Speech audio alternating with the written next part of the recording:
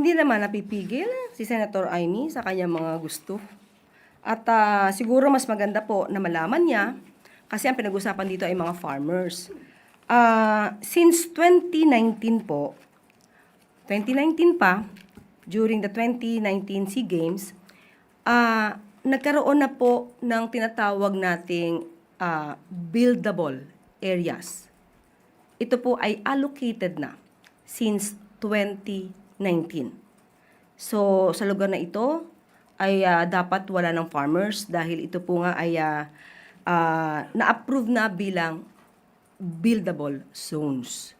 At meron naman pong natitira na 6,000 hectares na reserve para sa open green spaces, forest reserves, and designated zones for upland farming.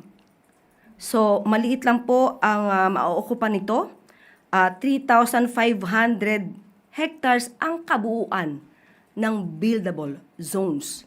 At doon po, maaaring ilagay itong proyekto regarding Pax Silica.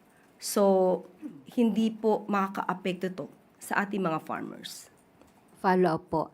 Ma'am, sinabi rin po ni Senator Marcos na hindi daw po sapat yung konsultasyon sa mga komunidad na maapektuhan itong Pax Silica deal. Sa ngayon po, binanggit ko po noong nakaraan, ang BCDA po ay open po at sa ngayon po ay patuloy po ang kanilang pagkukonsulta sa mga concerned agencies, concerned local government units, sa lahat ng stakeholders. Kaya ito po ay nabanggit natin para sa lahat na may mga concerns ay maaari po makipag-ugnayan sa ating pamahalaan para matugunan kung ano ang mga issues na dapat pang iresolba.